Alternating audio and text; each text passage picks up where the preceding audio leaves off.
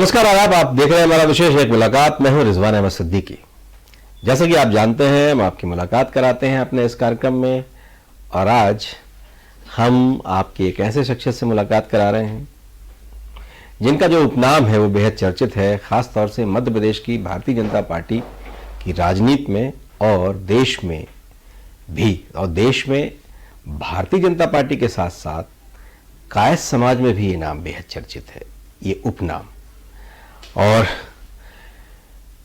उन्होंने भी बहुत ढेर सारे योगदान दिए हैं, लेकिन कहते हैं ना कि नींव का पत्थर, तो उन्होंने अपनी भूमिका वही तय की। पिता भी यही चाहते थे कि वो जिम्मेदारियां संभालें, इसलिए कि पिता को बहुत से समाज सेवा के काम, राजनीति के काम करने थे, बाद में छोटे भाई को करने थे, तो इसलिए उन्होंने अपनी भूमिकाएं कुछ अलग तरह से तय की। लेकिन हर चीज़ों के साक्षी हैं वो, भारतीय जनता पार्टी के इस तरह से उन्नयन में और वर्तमान की राजनीति से लेकर बहुत तरह की चीज़ों के वो साक्षी। तो हमारे साथ हैं विवेक सारंग जी, जो मैंने जैसा पहले जिक्र किया था कि एक ऐसी शख्सियत जिन्हें आपको जानना चाहिए। आपका बहुत बहुत स्वागत।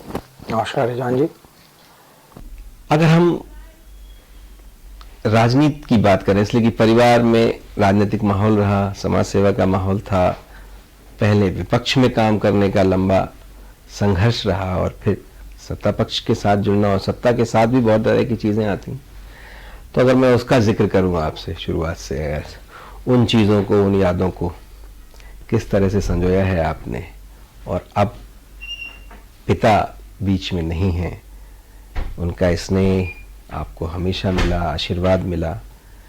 आशीर्वाद और संस्कार तो जीवन पर्यंत चलते हैं, लेकिन इन परिस्थितियों को अब आप कैसे देखते हैं? रिजवान भाई, बेसिकली अगर देखा जाए तो हमारे घर में राजनीतिक माहौल बचपन से ही था, और इसके अलावा बेसिकली मैं हुआ या मेरे परिवार के अन्य जो भी लोग हैं वो राष्ट्रीय स्वयंसेवक संघ से बहुत ज़्यादा प्रेरित रहे। हम लोग बचपन से शाखा में जाते थे, और राष्ट्रीय स्वयंसेवक संघ के जितने प्रचारक हैं, जितने स्वयंसेवक हैं, मेरे घर में आते जाते रहते थे। तो बेसिकली जो हमारे घर का माहौल था वो समाज सेवा का ज्यादा था बनिस्पत राजनीति में ज्यादा आने के। लेकिन पिताजी मेरे राजनीति में आए, उसके बाद मैं स्वयं भी राजनीति में आया, लेकिन वो एक तरीके से माहौल उस टाइप का था कि उन दिनों विपक्ष में जो है वो नेतागिरी ज्यादा होती थी, बनिस्पत जो है वो अपना सत्ता पक्ष की नेतागिरी ऐसी कुछ होती हो। तो हम लोग धीरे धीरे पूरा परिवार, अगर मेरी माताजी को लिया जाए तो मेरी माताजी भी जो है वो समाज सेवा से बहुत ज्यादा जुड़ी हुई थी। पूरा माहौल ही, हम लोग रहते भी पीरगेट के मकान में थे, वहां पर भारतीय जनसंघ का ऑफिस था, वहां सारे प्रचारक रहते थे, माननीय कुशाभाऊ ठाकरे जी भी वहीं पर रहते थे, अटल जी अडवाणी जी जब भी आते थे वो भी उसी घर में आकर विश्राम करते थे, वहीं पर रहते थे। तो समाज सेवा का काम तो हमारे बीच में, हमारे परिवार में हर समय से रहा।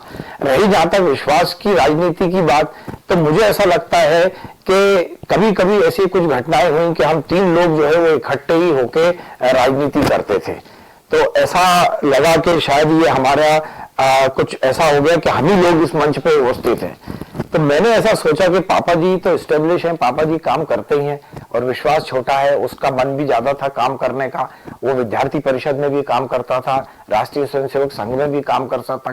तो मुझे ऐसा लगा कि परिवार को स्थापित करने के लिए अपने को थोड़ा पीछे हटना चाहिए।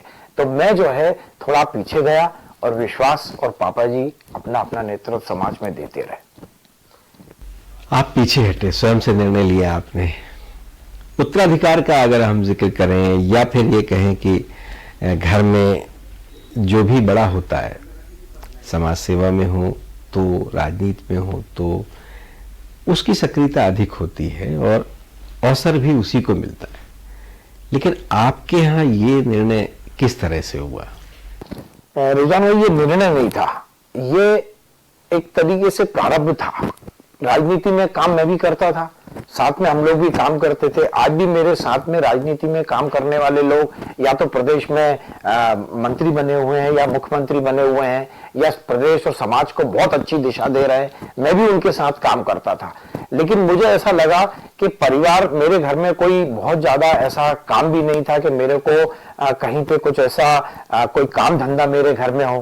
पिताजी समाज सेवा करते थे, तो मुझे ऐसा लगा कि मुझे शायद घर का बड़े होने के नाते व्यवसाय भी जमाना चाहिए, व्यवसाय में भी मेरे को जाना चाहिए। तो मैंने अपने आप को दो तरफ रखा, मैं थोड़ा समाज सेवा में भी रहा, थोड़ा व्यवसाय में भी रहा। तो अगर मैं अपनी शख्सियत की बात करूं तो मैंने अपने आप को परिपूर्ण एक काम में करने की बजाय 2-4-5 फ्रंट पे लड़ाई करी। लेकिन उसके बाद जब मुझे लगा कि नहीं, विश्वास जो है वो फ्री होकर समाज सेवा में काम कर सकता है, राजनीति में काम कर सकता है, तो हमारे पूरे परिवार ने मिलकर उसको सपोर्ट किया और उसको आगे बढ़ाने की कोशिश करी। और आज भगवान की कृपा से वो शायद बहुत अच्छा समाज सेवा का काम कर रहा है और प्रदेश में एक स्थापित नेतृत्व का में जो नाम आते हैं उनमें से एक वो है। और ये मेरी माताजी और मेरे पिताजी के संस्कार थे, जिसके कारण आज हम लोग जो है वो प्रदेश में एक अच्छी दिशा लोगों को देने के लिए, समाज सेवा करने के लिए हमारा पूरा परिवार हर समय तत्पर है। जैसा कि आप जिक्र कर रहे हैं, विश्वास जी इंजीनियरिंग की पढ़ाई करके आए और जाहिर है कि एक अच्छा किसी और चीज़ों में भी वो अपना भविष्य ढूंढ सकते थे। पिता का बहुत संघर्ष था, जैसा आप कह रहे हैं कि परिवार में कोई ऐसा व्यवसाय या इस तरह की बहुत चीज़ें तो थी नहीं जिसको आपने जिसकी बागडोर संभाली। उस समय बहुत जोखिम था, पिता के साथ राजनीति करना वो एक बड़ा जोखिम भी रहा होगा। तो फिर कैसे तय किया कि नहीं चलो ठीक है, बाकी मैं सब देख लूंगा, तुम तो इसमें आगे बढ़ जाओ? रिजवान भाई, मुझे ऐसा लगता है कि ये शायद मेरे परिवार के ही संस्कार ऐसे थे कि बड़ा जो था वो बड़ी जिम्मेदारियां लेके काम कर रहा था।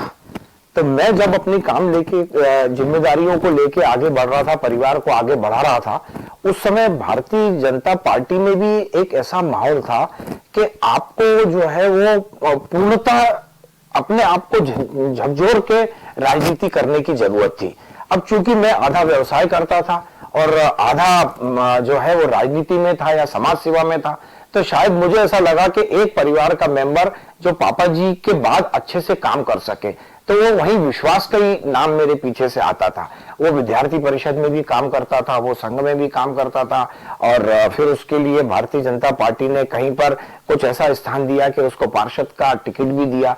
अब वो चूंकि जनसेवा की राजनीति में वो आ गया था, तो फिर मैंने अपने आप को फिर धीरे धीरे टोटली जो है वो उससे विड्रॉ किया और हमने परिवार ने सबने मिलकर ये सोचा कि क्यों ना उसी को आगे बढ़ाया जाए। सत्ता प्राप्ति या राजनीति से कोई सुख लेना ये हमारे परिवार का कभी उद्देश्य नहीं रहा, हमको जनसेवा करनी थी। आपने विश्वास किया, परिवार ने विश्वास किया, जनता ने विश्वास किया, पार्टी ने विश्वास किया और विश्वास सारंग हो गए। अब मुझे ऐसा लगता है कि ये विश्वास की ही अपनी मेहनत थी कि उसने अच्छी पढ़ाई करी, अच्छे मेरे मम्मी पापा ने उसको बड़े अच्छे संस्कार दिए। मेरे पापा जी भी हर समय जो भी कभी भी कोई वो काम करता था तो वो यही बोलते थे कि काम ऐसा करो जिससे अपने परिवार का नाम जो है वो हर समय ऊपर रहे, अपने ऊपर कभी कोई लालचन नहीं लगाए। और विश्वास शायद उस उम्मीदों पे खरा उतरा, उसको जो भी कार्य दिए चाहे वो पार्टी ने दिए। एक बड़े भाई के नाते गर्व होता है। बिल्कुल होता है, बहुत ज्यादा होता है, बहुत ज्यादा होता है। अब परिवार के पिताजी नहीं है, परिवार की जिम्मेदारियां और बढ़ गई हैं, परिवार धीरे धीरे उम्र के साथ साथ बच्चे बड़े होते हैं, बहुत तरह की चीजें होती हैं, तो अब उन नई जिम्मेदारियों में आप अपने आप को कैसे देखते हैं? मुझे ऐसा लगता है कि मेरा रोल जो है अब वो पापा जी के बाद पापा जी जैसा हो गया है। तो मैं अपने आप को, परिवार को प्रोटेक्ट करते हुए परिवार के लिए अपने आप को एक ढाल बना के काम करना चाहता हूं। विश्वास अपना जनसेवा में काम करे, राजनीति में काम करे।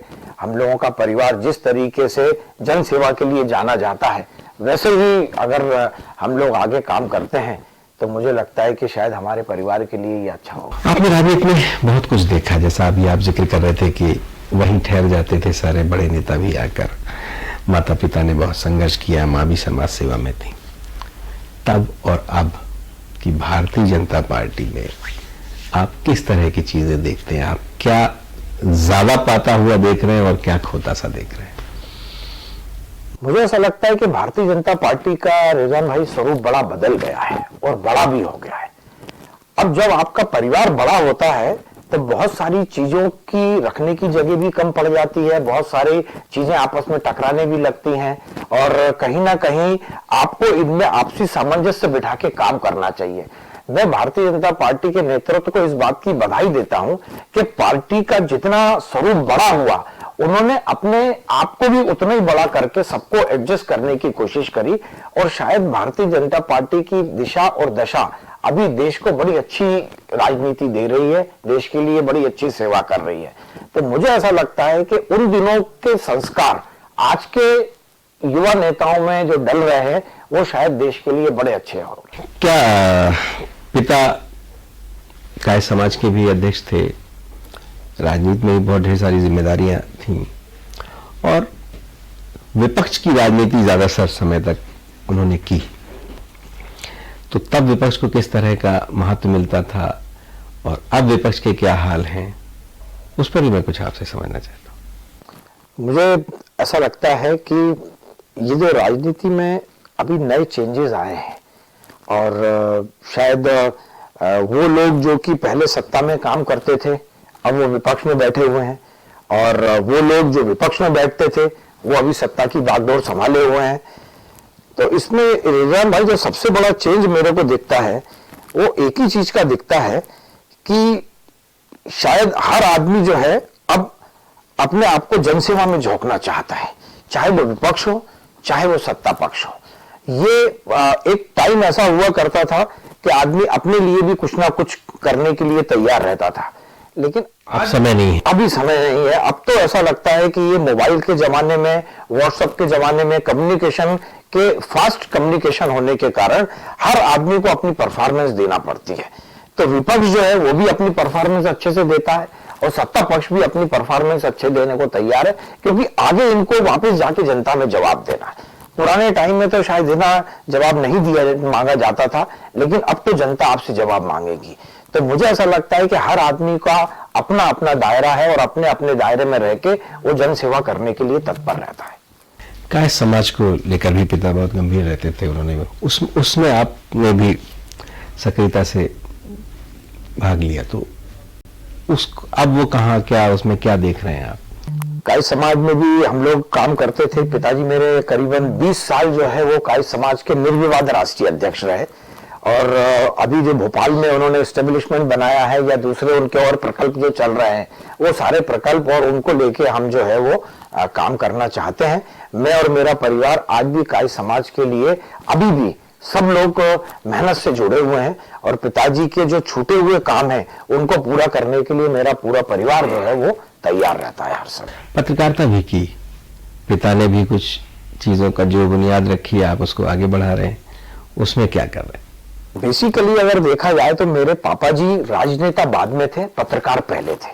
जब वो 1954 के आसपास भोपाल में आए तो सबसे पहले उन्होंने रिजवान भाई भोपाल के जो पुराने पेपर थे वहां पर खेल पत्रकार के नाते उन्होंने काम किया। दैनिक मध्य देश एक पेपर हुआ करता था, दैनिक मध्य देश में वो काम करते थे। दिन में वो भारतीय जनसंघ के ऑफिस में बैठ के वहां पर माननीय ठाकरे जी और अन्य लोगों को मदद करते थे, और शाम को जाके वो पेपर में रिपोर्टिंग करते थे। जहां तक मेरे या मेरे परिवार की बात है, हम सब लोग सरस्वती विद्या मंदिर के अंदर पढ़े हुए हैं, और संघ के एक तरीके से देखा जाए तो बिल्कुल उसको अगर अपने कठोर शब्द में बोले तो जन्मजात स्वयं सेवक है हम लोग।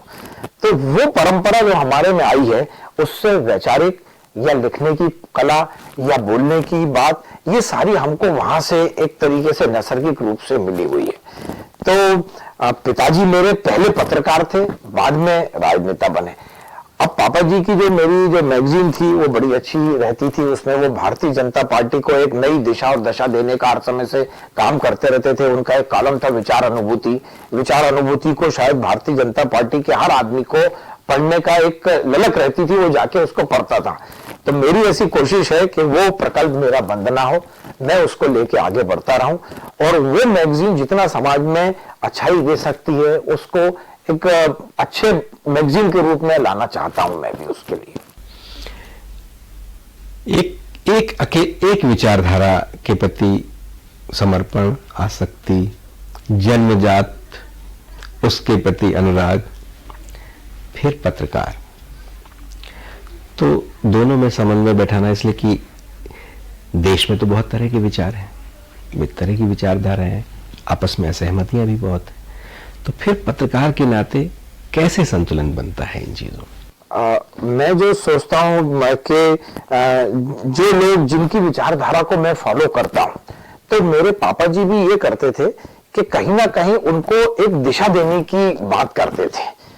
तो अगर मेरी मैगजीन की जो धार रहेगी या जो मेरी विचारधारा रहेगी, मेरा ये सोचना है रिजवान भाई कि हम लोग जो है वो दोनों पक्षों की जो एक नेगेटिविटी को ना वो करते हुए उनको एक मार्ग देने के लिए या उनकी गलतियों को टोकने के लिए या उनकी गलतियों को हाईलाइट करके उनको सुधारने का काम करने के लिए हम दोनों पक्षों के लिए समानता से काम करेंगे।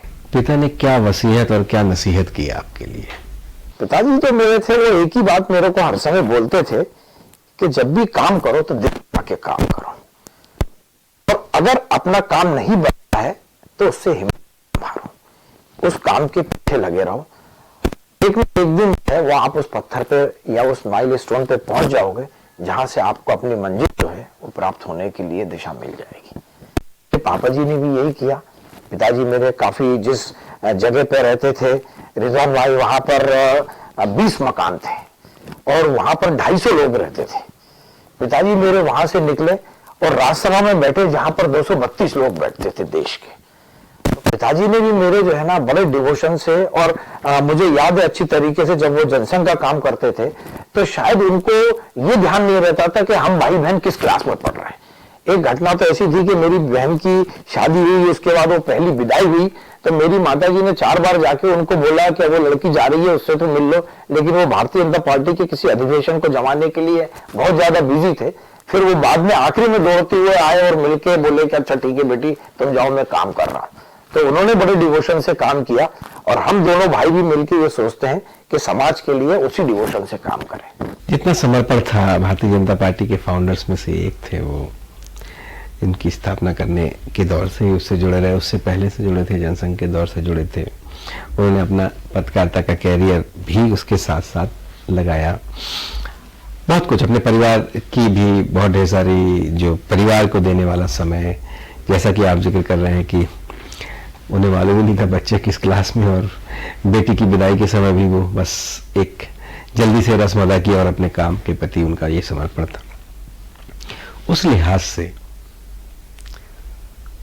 जो राजनीतिक प्रतिसाद है, परिशोधक है, वो उन्हें क्या लगता है आपको उतना मिला? उन्हें इससे बहुत अधिक कुछ मिलना चाहिए था। ये हम लोग अगर देखा जाए तो एक तरीके से प्रारब्ध मानने वाले लोग हैं कि जो आप में लिखा है, भगवान ने जो आपको लिख के दिया है वो आपको मिलेगा। उनके एफर्ट्स जितने थे उससे ज्यादा तो उनको हर समय कम मिला, ये बात तय थी, लेकिन वो इतने ज्यादा संतोषी जीव थे कि उनको जो मिला उसमें उन्होंने संतोष किया। कई बार पार्टी में ऐसी गतिविधि हुई जिसके कारण उन्होंने हमारे परिवार में आके बोला कि पार्टी मेरी माँ है, और बोले इसके प्रति मैं हर समय समर्पित रहूंगा, जो मेरे को मिल जाए उसमें मैं खुश हूं, मैं अपना काम जो है वो दृढ़ता से और दृढ़ता पूर्वक करता भी रहूंगा। तो मुझे ऐसा लगता है कि मेरे पापा जी एक बहुत ही संतोषी जीव थे, उसमें जो उनको मिला उससे वो हर समय बड़े खुश रहे। एक आखिरी सवाल है, पत्रकारिता के क्षेत्र में पिता ने जो संस्कार दिए थे उसी को आप कुछ आगे बढ़ाना चाहते हैं, तो अब क्या योजना है, क्या सोच रहे हैं आप उसमें? ऐसी क्या चीजें करने का विचार है आपको? इसलिए कि भाई राजनीति में सेट हैं, मंत्री हैं, परिवार भी धीरे धीरे अपनी जिम्मेदारियां धीरे धीरे खुद उठाने की स्थिति में सब आ गया। अब आप एक बैकबोन की तरह, एक पिता की तरह रहना चाहते हैं, जैसा आप जिक्र कर रहे हैं, एक मार्गदर्शक की तरह। तो अब आप अपने इस नए जो काम को, वैसे काम तो आपका बहुत पुराना है, लेकिन इसको नए सिरे से कुछ करना चाहते हो, क्या करना चाहिए? मेरा परिवार जो है वो जॉइंट परिवार है, मैं और विश्वास दोनों साथ रहते हैं। मेरी भूमिका परिवार को प्रोटेक्ट करना, व्यवसाय संभालना, और उसके साथ राजनीतिक क्षेत्र में जहां पर मैं विश्वास की मदद कर सकता हूं और सामाजिक क्षेत्र में जितना मैं योगदान दे सकता हूं उसकी है। विश्वास अपनी राजनीति करेगा। विश्वास का भी उद्देश्य सत्ता प्राप्ति नहीं है, विश्वास का भी उद्देश्य जो है वो जन सेवा है। मेरे पिताजी का उद्देश्य भी जन सेवा था। मेरे पापा जी ने, मेरे पिताश्री ने कुछ प्रकल्प हमारे साथ रख के गए हैं, जैसे कि एक हमारा बरेली में वृद्धाश्रम चलता है, हमारा एक सदाव्रत सेंटर चल रहा है, और ये मैगजीन मेरे पिताजी अंतिम समय में मेरे को बोल के गए कि यार विवेक, अब तुम इस मैगजीन को देखा करो। तो मुझे लगता है कि मैं परिवार को एक शेल्टर देने के साथ, परिवार को एक हिफाजत देने के साथ, और ये जो जन सेवा के काम है, ये मैं राजनीतिक रूप से भी, सामाजिक रूप से भी, और जहां मेरे से बस का बनेगा उतना मैं करना चाहता हूं। और बेसिकली तो मेरे अंदर भी एक पत्रकार है, तो मैं कुछ लिखता पढ़ता भी रहता हूं। तो मैं ये चाहता हूं कि जैसे जैसे मुझे समय मिलेगा और मैं अपनी जिम्मेदारियों से अगर थोड़ा सा कहीं निवृत्त होता हूं, तो पत्रकारिता भी मैं करना चाहूंगा। विवेक जी, आखिरी सवाल था, उसी में एक चीज और जोड़ देता हूं। हर व्यक्ति प्रसिद्धि चाहता है, नेम, फ्रेम, श्रेय सब चाहता है, और आपके पास तो बहुत से अवसर भी थे। ऐसे में आपने अपने को पर्दे के पीछे जो किया, तो कभी लगता है कि मैं भी फ्रंट सीट पर होता?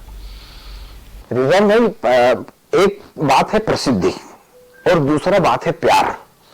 तो मेरे को प्यार भी बहुत मिला, और वो प्यार मेरे को इतना मिला कि उस प्यार के आके उस प्रसिद्धि की कीमत जो है वो घट के नीचे रह गई। मैं परिवार का बड़ा था, आज भी मेरे को कई लोग बड़े भैया के नाम से बात करते हैं। विश्वास भी मेरे को पूरी तवज्जो देता है।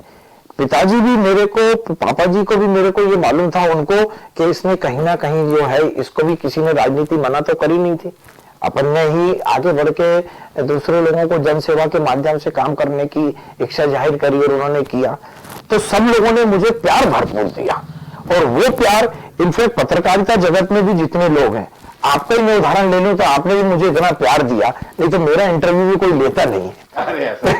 आपका प्यार के आगे मेरी प्रसिद्धि जो है वो जीरो हो गई है। मेरे को प्यार इतना मिला है कि मैं उससे अभिभूत हूं, और मुझे ऐसा लगता है कि आगे भी अगर मेरे को ये प्यार मिलता रहेगा तो मेरे को कभी कोई इच्छा नहीं रहेगी कि मुझे प्रसिद्ध होना है या नहीं होना। ये आपकी खासियत है, इसीलिए हम आपसे चर्चा कर रहे हैं, और आप जैसे लोगों को भी, इसलिए कि चेहरा एक होता है, लेकिन उस चेहरे के पीछे अनेक लोग होते हैं, अनेक लोगों की मेहनत होती है, अनेक लोगों का प्रयास होता है, अनेक दिमाग भी होते हैं। उनमें से आप एक ऐसे व्यक्तित्व हैं, तो लोग आपके बारे में भी जानेंगे, जरूरी था। आपने हमें समय दिया, आपका बहुत बहुत धन्यवाद। आपका भी बहुत बहुत धन्यवाद। तो आपने देखा, बड़े भाई के नाते, पिता के उत्तराधिकारी के नाते, पिता की दी हुई जिम्मेदारियों के नाते अब वो पिता की तरह भूमिका निभाना चाहते हैं, और विवेक जी अपने पूरे विवेक के साथ उन्होंने जो निर्णय लिया, जाहिर है उसकी सब जगह सराहना भी होती है। और उन्होंने जो सोचा था, पिता ने उनके जो सोचा था कि समाज सेवा में उनका परिवार हमेशा एक नाम कमाए, आगे बढ़े, तो भाई मध्य प्रदेश सरकार में मंत्री हैं और बड़े भैया कहलाते हैं। वो उन्हें बहुत गर्व होता है कि वो बड़े भैया हैं और अपनी जिम्मेदारियों को निभाना चाहते हैं। साथ में वो जो पत्रकारिता के लिए पिता एक नसीहत दे गए, एक विरासत दे गए हैं, उसे वो आगे बढ़ाना चाहते हैं। तो हम उन्हें उज्जवल भविष्य की उनकी कामना करते हैं, उन्हें बधाई देते हैं। फिर मिलेंगे एक नए मेहमान के साथ, तब तक मुझे दीजिए इजाजत।